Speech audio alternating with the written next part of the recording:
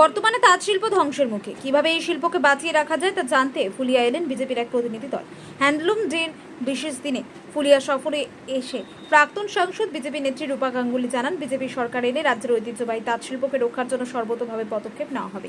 তার সঙ্গে উপস্থিত ছিলেন রাজ্য মহিলা মোর্চা সভানেত্রী ফাল্গুনী পাত্র, বিজেপির মুখপাত্র কেয়া ঘোষ সহ একাধিক নেতা নেত্রী। তারা এদিন স্থানীয় তাঁত শিল্প ঘুরে দেখেন এবং তাঁতিদের সঙ্গে কথা বলেন। তাঁতিদের কাছ থেকে সরাসরি তাদের সমস্যার কথা শুনে রূপা গাঙ্গুলি বলেন, তাঁত শিল্প বাংলার গর্ব। বর্তমানে এই শিল্প চরম সংকটের মধ্যে দিয়ে যাচ্ছে। আমরা ক্ষমতায় এলে এই শিল্পকে টিকিয়ে রাখতে এবং তাঁতিদের জীবন মান উন্নত করতে সমস্ত ধরনের সহায়তা করব। তিনি আরও জানান, বিজেপি সরকার এই শিল্পকে আধুনিক প্রযুক্তির সঙ্গে যুক্ত করে বিশ্ববাজারে তুলে ধরতে চায়। তাঁতিরা তাদের নানান সমস্যার কথা তুলে ধরেন, সহায়তার দাবি। বিভিন্ন তাঁতি বাড়িতে গেলেন, ঘুরে দেখলেন, কি বলবেন? দুঃখের, এভাবে যদি শিল্পীদের তাঁত শিল্প ছেড়ে দিয়ে তাদের যদি টোটো চালাতে হয়, অটো চালাতে হয় আর মজুরি করে খেতে হয়, তাহলে এই শিল্প যেটা বংশ পরম্পরা তারা শিখেছে সেটা ধ্বংসের মুখে। এভাবে তো বাঁচানো যাবে না। মানে বিজেপি সরকার আসবে 26-এ, তারপরে আমরা ঠিকভাবে এদেরকে কী করে সাবসিডাইজ করতে হয়, কীভাবে বাঁচিয়ে রাখতে হয় তার ব্যবস্থা করে। দিদি, একটা সময় কোচবিহার থেকে ফুলিয়ায় আসতেন, কাজ করছে, এখন দেখা যাচ্ছে এই ফুলিয়া থেকে আসামের দিকে যাচ্ছে, কি বলবেন? সবাই চলে যাচ্ছে, জানি আমি। ঠিক আছে, যে যেখানে কাজ পাবে সেখানে চলে যাবেই। আসামের শাড়িও কিন্তু এখনকার আসামে অনেক গামোছা বা অনেক কিছু এখান থেকে বানানো হচ্ছে। তো এবার আমাদের এমন ব্যবস্থা করতে হবে যাতে পশ্চিমবঙ্গের শিল্পীরা বেঁচে থাকে আর শিল্পটা বেঁচে থাকে। আরেকটা বিষয়, বাইরের থেকে এইখানে এই পশ্চিমবঙ্গে শাড়ি ঢুকছে, যার কারণে এই সমস্যায় পড়তে হচ্ছে। বাইরের থেকে শাড়ি ঢুকছে এখানে। আচ্ছা, আপনার প্রশ্নগুলো করে নিন। দিদি, কল্যাণ ব্যানার্জি প্রসঙ্গে কি বলবেন? এইসব নিয়ে কথা বলবো না, এরা কথা বলার উত্তর দেওয়ার যোগ্য না। হ্যাঁ, অনেক শাড়ি অনেক জায়গা থেকে আসছে, মার্কেট সবসময় বাড়বে এবং যেহেতু পশ্চিমবঙ্গের নামটা অনেক, সেই নামটা লোকে ব্যবহার করার চেষ্টাও করবে। এমনও আমি ঘটনা শুনলাম যে নানান জায়গা থেকে শাড়ি এনে তারপর সেটা শান্তিপুরে এসে ছাপ দেওয়া হচ্ছে, স্ট্যাম্পিং করা হচ্ছে যেটা শান্তিপুর ফুলিয়া শাড়ি, তারপর সেটা বাইরে চলে যাচ্ছে। তো আমি তাদেরকে বলবো, যারা টিএমসির এখানকার লোকজন যারা এসব ব্যবস্থা করে স্ট্যাম্পিং করাচ্ছেন সেটা ঠিক করছেন না। কারণ শিল্পী এবং এই শান্তিপুর এবং এই ফুলিয়া এইসব শিল্প যদি চলে যায়, পশ্চিমবঙ্গের একটা বিশাল কালচারাল সেটব্যাক হবে। এই সেটব্যাকটা আমরা বাঙালি হিসেবে মানতে পারবো না, আমরা মানতে চাই না, এটা হতেও দেবো না। আমাদের যে তন্তুবায় শিল্পী এবং তাদের পরিবার, তারা শুধুমাত্র এখানে দিনমজুর নয়, তারা পরিযায়ী শ্রমিক হয়ে ভিন রাজ্যে চলে যাচ্ছে। কেউ কেউ তাদের পেশা বদলে টোটো পর্যন্ত চালাচ্ছে।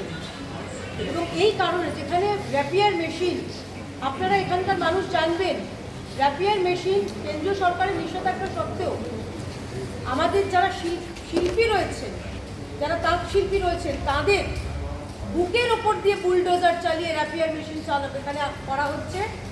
আপনাদের এখানে তাঁত বসানোর জন্য যে সাবসিডি দেওয়া হয়েছিল সেটাও পর্যন্ত তৃণমূল সরকার কাটমানি খেয়ে নিয়েছে।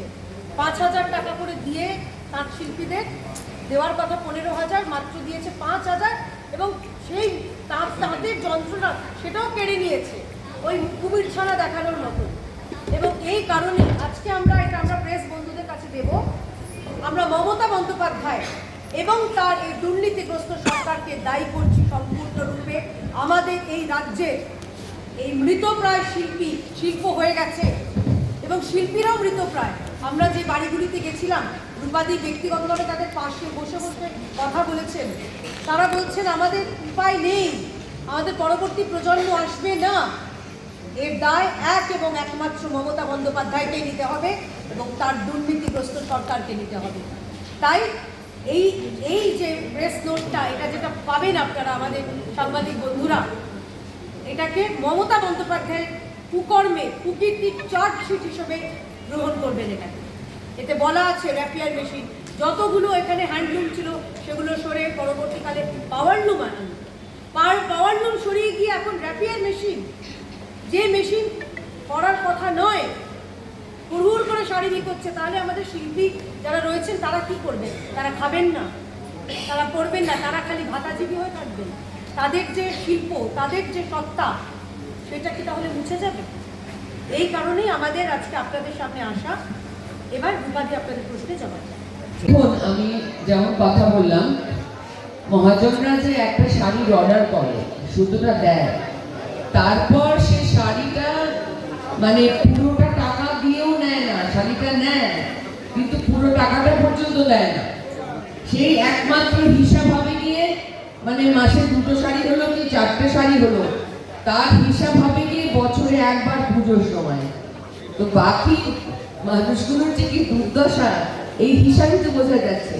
এবার তার মধ্যে এই বাংলা শাড়ি বলে যে শাড়িগুলো আসছে, আমি আপনাদের বলে দিচ্ছি, বেশ কিছু ঘটনা আমাদের নজরে এসেছে, যেখানে অন্যান্য জায়গা থেকে শাড়ি এনে এখানে শান্তিপুরে আর ফুলিয়াতে স্ট্যাম্প মেরে নিয়ে যাওয়া হচ্ছে কলকাতার নানান জায়গায়। আপনারা নিশ্চয়ই জানেন। এটা সম্বন্ধেও আপনাদেরকে একটু সতর্ক হতে হবে এবং মানুষদেরকে বলুন যে যারা এই ধরনের অন্যায় কাজের সঙ্গে যুক্ত হয়ে যাচ্ছে, 2-5 টাকার জন্য, 10-50 টাকার জন্য স্ট্যাম্প দিয়ে, এটা টিএমসিরই এক দলের লোক করছে, কিন্তু তার থেকেও যেটা বড় কথা যে তারা তো বাংলার মানুষ, পশ্চিমবঙ্গের মানুষ। যদি সুরাট থেকে শাড়ি আসছে, বাংলার শান্তিপুরের যে হস্তচালিত তাঁতের শাড়ি, সেটা এখন রীতিমতো বিলুপ্ত প্রায়। তার জন্য হাটে হাটে হাট মালিকরা সেই শাড়িকে বাজাতে নতুন নতুন করে এই শাড়ির যে স্টল সেগুলো করছে এবং যারা স্বনির্ভর গোষ্ঠীর মহিলা তাদেরকে আনার চেষ্টা করছে। এক্ষেত্রেও কি মনে হচ্ছে না বাংলার শাড়ি